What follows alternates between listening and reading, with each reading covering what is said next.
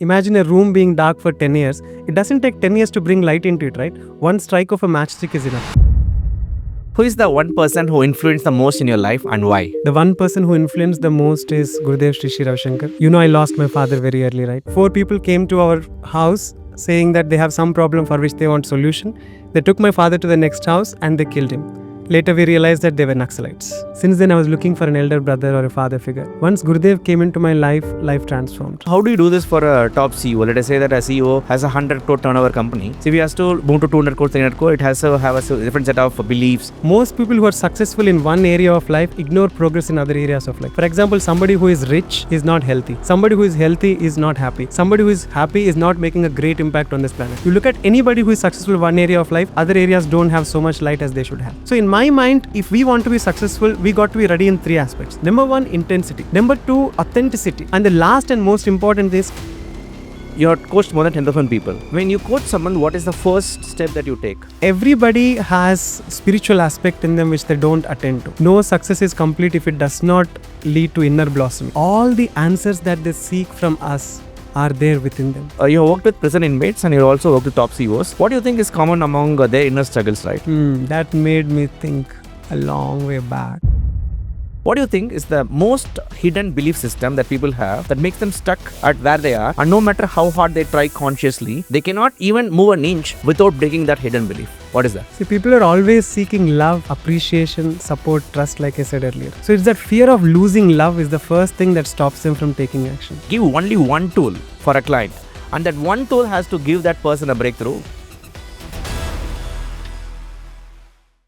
So welcome to the Unicorn Coach Talk Show, and today we have our guest Vinod, who is India's top life coach. He has coached India's top CEOs, prison inmates, startup founders, and even police personnel. And today we're going to dive deeper into how he used one of his personal tragedies into a superpower, because of which he was able to scale his coaching business to heights that very few can do. And he will be giving you examples on how you can convert your pain into superpower and become a life coach that you need to be. Without wasting any time, let's get into the show. Hi Vinod. Hi, Welcome to have Gopal. you on this show. Thank you so much for bringing me on this show. Amazing. Great to have you here. And let's dive deeper into your personal stories straight away. So can you tell us about that tragedy that happened in your life and how it motivated you to the level that you are right now? And what is the influence that had in your life and your coaching career? Sure, Gopal. This is probably the first time sharing this on camera. My father and mother come from very small villages. In fact, my father comes from a village which is called Peddarathpalli, which means a village with large stones. To get drinking water, we had to walk miles. My father walked 10 kilometers every day to complete his schooling for 7 years.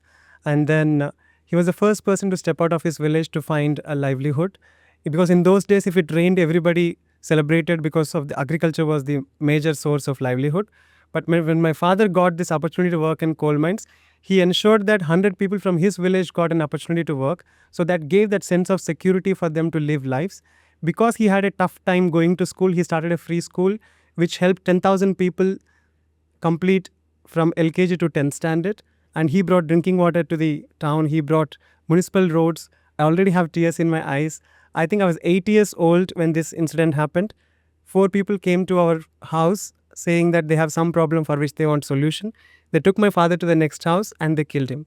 Later we realized that they were Naxalites. Wow. So this is a incident which should have blown away so many people's livelihoods and their dreams. And what was the impact that it had in your life? And I know it's a very serious incident that happened very early in your life. So what kind of repercussions this particular incident had in your life after that? See, we were very rich, very powerful, and on top of it, we were educated. My father resumed his education after a long time, became lawyer. So we were the envy of everybody. When people had huts, we lived in houses. Like we had like 3 houses, plus a 15-room school right in front of us. When people had 2-wheelers, we had 2 4-wheelers. We were the first to have phones. So we were always the envy of everybody. Once this happened, I could see the true colors of people. I realized how unreliable people are. And until then, I was an atheist because my father was an atheist. I started believing in God. I started believing in superpower. They say imitation is the sincerest form of admiration, right? If my father was wearing white, I was wearing white. If he had Ray-Ban glasses, I was wearing Ray-Ban glasses. So therefore, after that, I started believing in a superpower that exists that will take care of me much better and take me much longer, much farther. Mm-hmm. So, what were the things that people did, and what was the first defense mechanism you developed as a youngster at 8 years? See, at 8 years, obviously, we had the fear that somebody will come and kill us. So my mother cleverly put us in a boarding school away from that town where this tragic incident happened.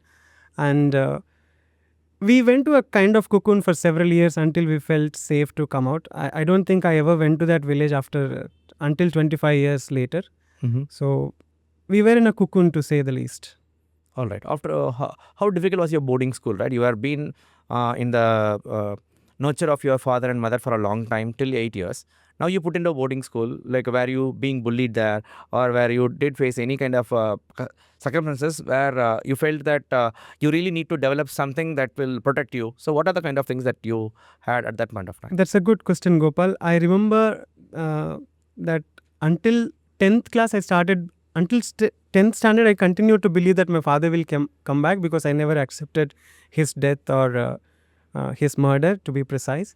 Then when I went into college, that's when I felt that suicidal contemplation, as they now call. I was racked so badly. So there are 3 failures that transformed my life.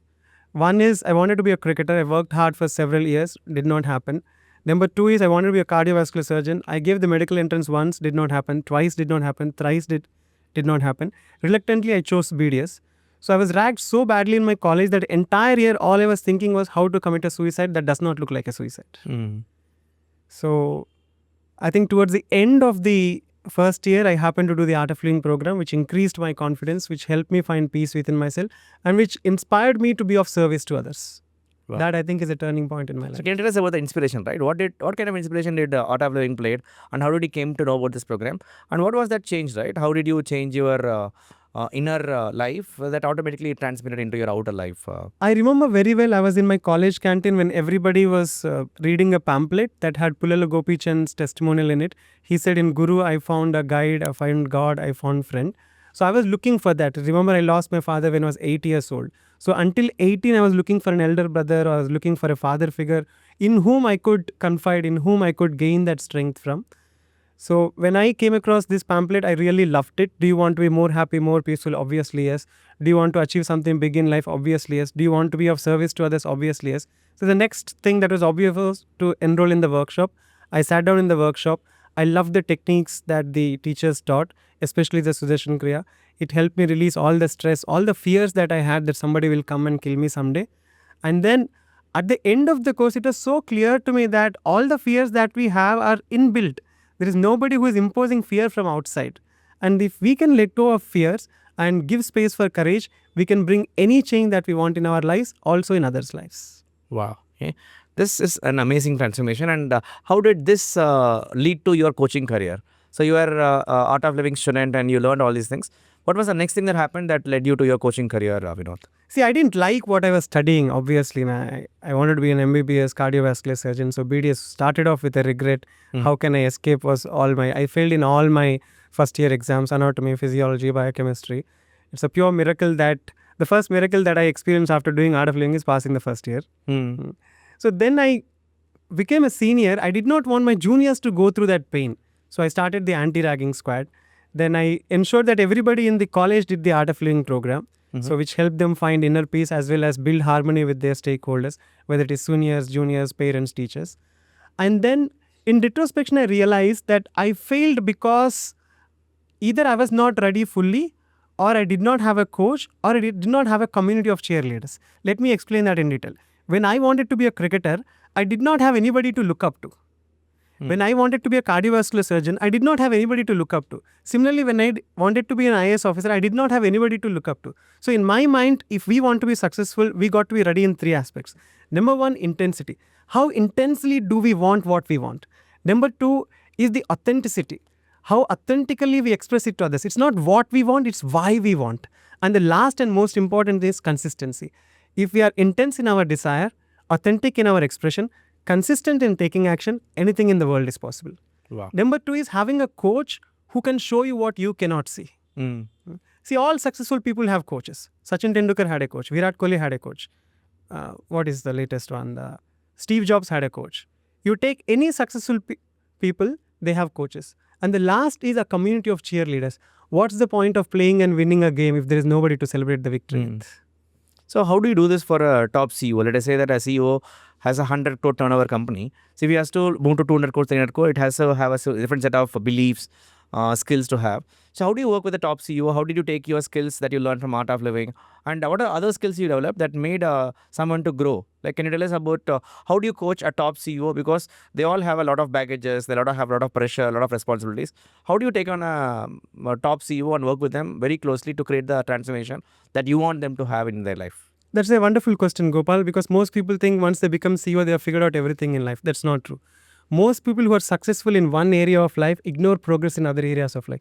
For example, somebody who is rich is not healthy. Somebody who is healthy is not happy. Somebody who is happy is not making a great impact on this planet. You look at anybody who is successful in one area of life, other areas don't have so much light as they should have.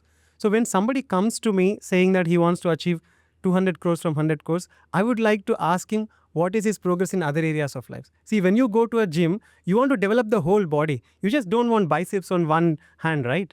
So when we address all the aspects of life, whether it is relationships, career, health, social impact that you want to make, that is when you'll be able to make 100 crores to 200 crores, 200 crores to 2000 crores. So you say going to 100 crores to 200 crores is nothing about just a strategy. It is about fixing all the areas of life. And once you fix that, it automatically will help them make more revenue. Very That's well what you summarized. said.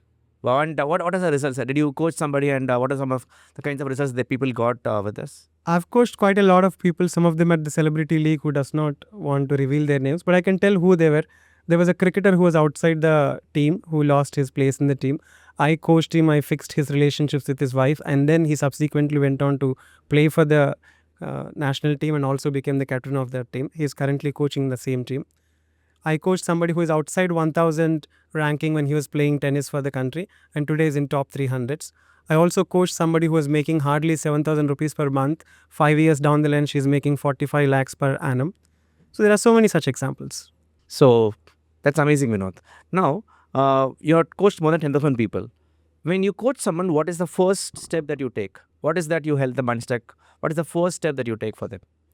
I help them understand where they are and where they want to be and what is the gap. So that's the first step. If they are willingness to realize that they are somewhere where they do not like to be and they have a path to go, that is what starts the growth. Once they figure out the gap, right, what would you make them and how long will it take for them to achieve that gap? Will it differ based on person to person? See, one session is all that we need. Imagine a room being dark for 10 years. It doesn't take 10 years to bring light into it, right? One strike of a matchstick is enough. So when somebody realizes that he or she is responsible for their own current position and they have a dream of getting to somewhere in the, somewhere far ahead, then they know that they should take action. See, the difference between where we are versus where we want to be is the action that we take. Wow. The moment we take action, transformation is likely to happen.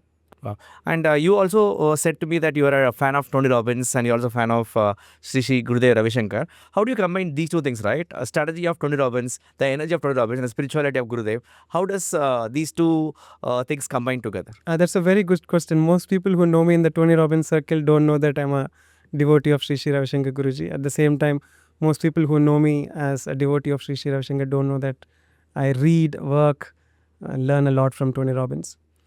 See, everybody has that spiritual aspect in them which they don't attend to. I think no success is complete if it does not lead to inner blossoming.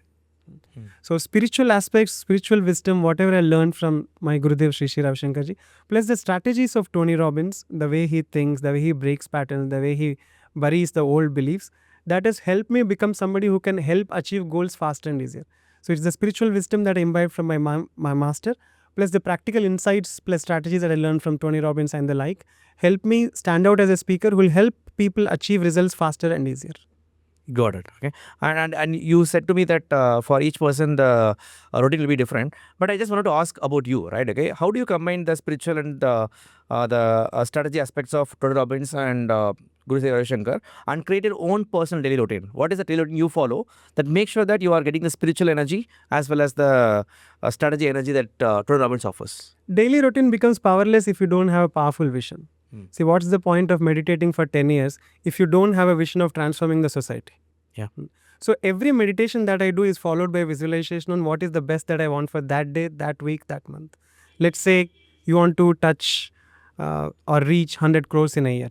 If you don't have a plan to take action for today, you will not take action next week, next month. So the entire life vision has to be combined into today's mission. What can I do today that will help me move one step towards my mission? And meditation helps a great deal. So you say that there are no personal routines, and whatever that vision, for that energy, you will work on that day. Is that right? I also do yoga, pranayama, Sudarshan Kriya, meditation, Sahaj Samadhi, Sayam. But I end it with what will make today a great day? What is the first step I should take? So that's amazing. And so if you have to give only one tool for a client, and that one tool has to give that person a breakthrough, what would be that one tool that you would recommend after so many years of being in life coaching? That's a very good question, Gopal. Let's say somebody comes to me saying, I want to marry this girl, I want to marry this boy, or I want to become CEO of a company, I want to influence 1 million people. The next question that I ask is, what would you do after you've achieved your goal? Start doing that from now. Start being that from now. And what you want will just flow. Wow. That's an answer, right? So you are literally helping them to live their future version right now in the present, and that will actually give them the energy to do it, right? Amazing. So you worked with some of the world's top CEOs. So what do you think is stopping them from achieving the success? What do you think is blocking them from taking that next step towards their success? The very fact they've labeled them as top CEOs, Mm-hmm. they're already at the top. Where else can they go? Yeah. So they have to break the ceiling. Wow. So That is you what ask you that you break their ego to first, and they have to submit to the process. What is the process? So you have to let go of the mud in your hand to hold gold. Yeah. Again and again, whatever you achieve is nothing with respect to what you can achieve.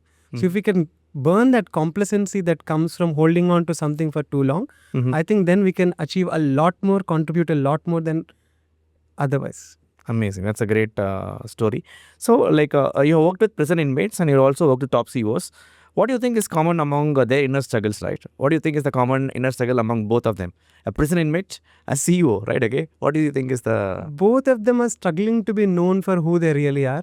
A CEO is not just CEO. CEO is also a husband. CEO is also a son. CEO is also somebody who wants to have pani puri on the road. Somebody who wants to go and impact 1 million people outside his office. At the same time, prison inmate is someone who is always saying, I did not do that mistake. I don't know how it happened. Please love me. Please accept me. Please support me. Please trust me. So both of them are craving for love, appreciation, support, trust, and seeking freedom from who they are limited, who they are identified as. That's not just who they are. Whether it's positive or negative, there's a lot more to life than how we view them. Wow. So you are saying that only when they're able to break that perception, they're able to break their barriers, right? Yeah. Yes. So that's an amazing analogy. Tell us about an amazing transformation story that happened with your clients. One coaching case study that even surprised you. That how can this even happen under my coaching? That made me think a long way back. I remember one person who was never interested in taking up a job, never interested in doing business. He was only interested in, having a girl by his side. And when he came to me saying that I'm in love with this girl and I'm in love with that girl, I love this girl, I asked him this question: why do you think that girl should love you back? Then that question moved him so much that he probably thought, I meant that he didn't deserve it. But then when I took him through that session of who you should become for you to attract the life person you want. See, you won't get love by chasing love. It's like a butterfly. You can't catch a butterfly by chasing butterflies, right? You have to grow your own garden with beautiful flowers. Then you attract the butterflies that you want. Yeah, what happened to that person after that? So then I told him that, you got to get a job or start a company and then earn money. You got to become fit. You got to be happy on your own. You should not depend on somebody's happiness. Fast forward 8 years, he's happily married with the same girl who I thought was not going to happen. So it was a very pleasant surprise the last time I had lunch with them in Bangalore. Wow, amazing. So what kind of routines that people have to do, right? Because they are into that emotions of falling in love with a girl and they have to start a company. So what kind of routines that they need to have that kind of a emotional and mental resilience that will make them to focus on that company instead of focusing on something else? What do you do for them? I think it's the spiritual practices that bring depth in our lives. See, failures bring depth, but for us to come to the top with that, we need a spiritual depth.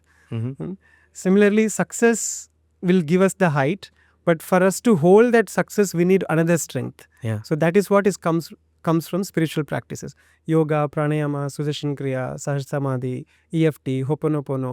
All these techniques which help us tap into our inner potential will help us achieve outer goals much faster, much easier. So you make them do all these things in a single day to develop that Whatever emotional. works for them. Yeah. So I can show them these are the options that are available. Mhm. You try everything, stick to something that works.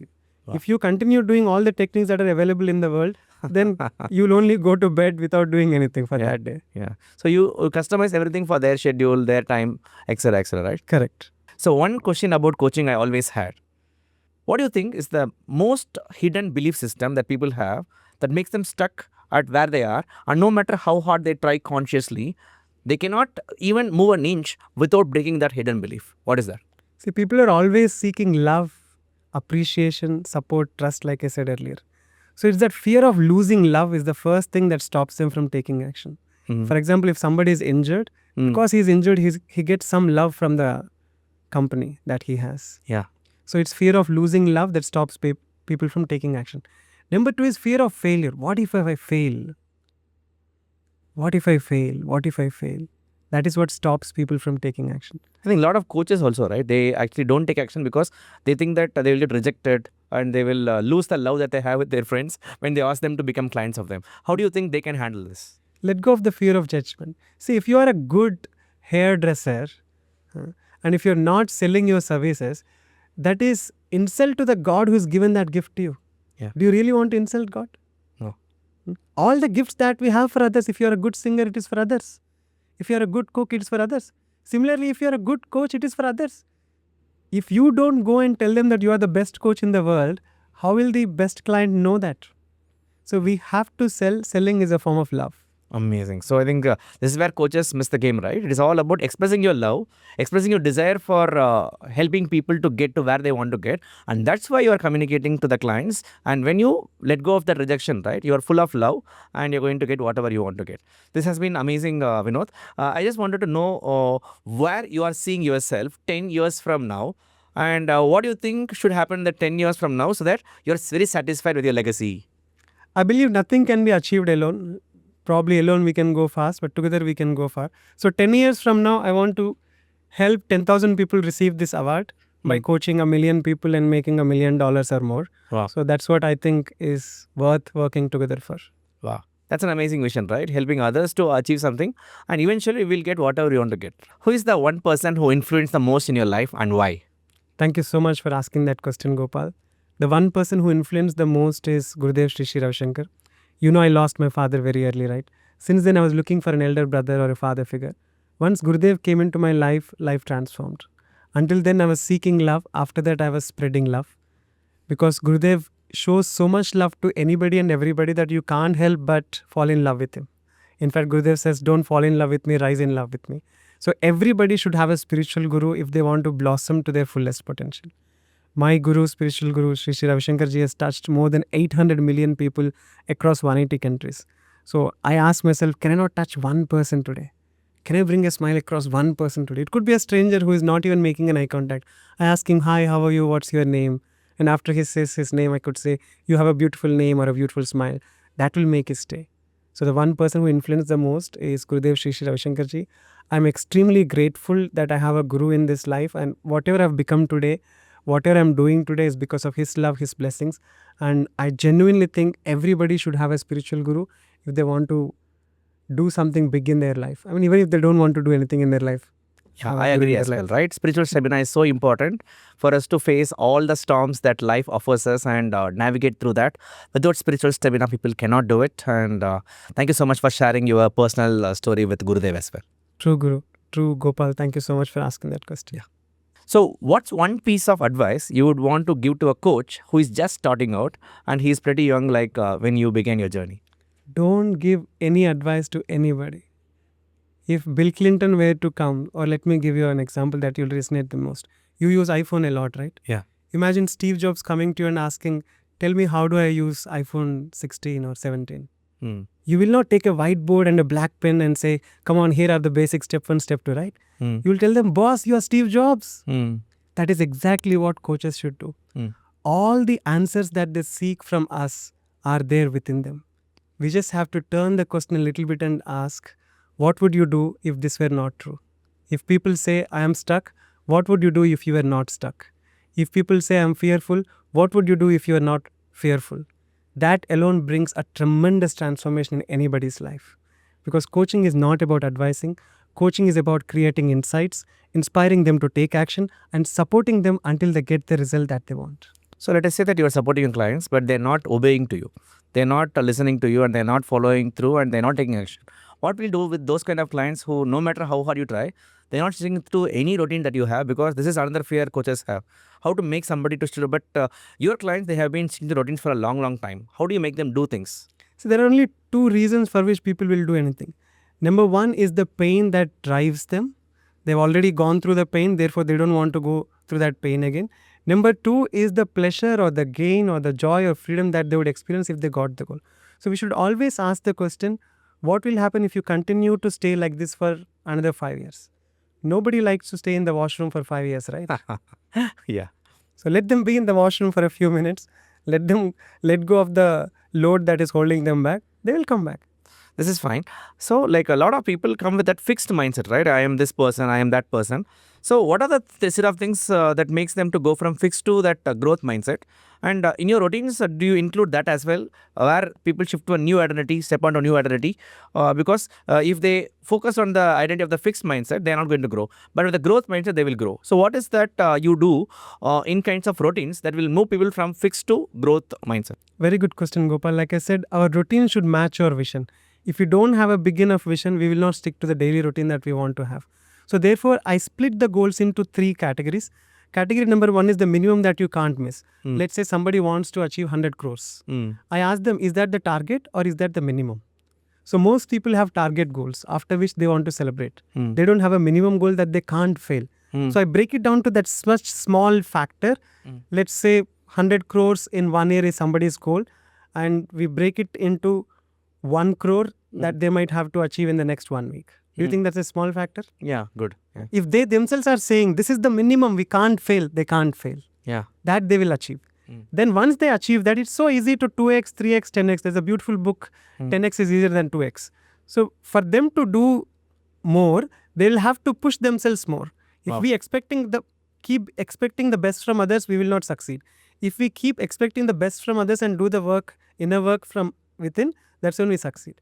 So target goal is something that they will achieve and celebrate, which is also within their reach. Then I ask a beautiful question. What's an outrageous goal which you think you can't achieve? Say 1,000 crores in 1 year. And for that, they have to break the old identity and build a new identity. That's when true shift really happens. Wow. So true change happens only when you change your identity. That's something I learned from you today, and your identity has shifted so much from the tragedy that you received and to where you are today. Now I think we can move to the rapid fire part of this interview with Vinod. I'll be asking questions and you answer in 1 or 2 words. One habit everyone should start today. Visualizing the best. Book that changed your life. There are so many books, it's difficult to name one and do injustice to other authors. One book, please. I like your persistence. I can refer to my spiritual guru's autobiography, Gurudev, the Plateau on the Peak. One leader you admire. Tony Robbins. Your definition of success. Success means progress that has meaning to us, not necessarily to the rest of the world. Spiritual or personal practice you never skip. Sudarshan Kriya. What's next for Vinod? Collaborating with people who are doing their best and helping them see what is better in store for them. So we are coming to the end of this interview. What is for Vinod in 2025 and beyond? Any big projects or missions that you want to share with our audience? I think collaborating with you, ensuring that we coach 10,000 coaches who will be eligible to receiving this award by touching 10,000 people and making a lot of impact on this planet. So together we can touch 10 million people. I think the purpose of being alive on this planet is lived to the fullest. Amazing. That was pure gold, Vinod, and it was an amazing experience having you here and hear you answer all the questions. Some of them were value bombs for all the coaches who listen to the show, and hopefully you take action with whatever Vinod has given us today, all the insights. I think it opened my mind and is opening so many people's mind who are watching the show. Thank you so much, and let us do this again soon. Thank you so much, Gopal. Yeah. There's something that I wanted to share if you allow. Yeah, please. I believe the world does not need more doctors. I'm a doctor myself. The world does not need more doctors. The world does not need more engineers. The world does not need more actors, actresses, nor does it need any football players or cricketers. What the world truly needs is leaders. And a true leader is a teacher who can show people what they are capable of, help them achieve their goals by overcoming their challenges. I think that is what India is known for. India is a country which has transformed the world through its education system, and we can revive that only through coaches, trainers, and mentors. And I'm glad we are playing our part in contributing to this bit. Thank you so much for that, because we also believe in that. Every coach, unicorn coach, and that's why this unicorn coach talk show exists. Thank you for being here, and looking forward to see you in the next. And for everybody here who is seeing this podcast, you can subscribe with the link below, and you can watch more of these kind of interviews in our channel. Thank you. Bye bye. Thank you so much.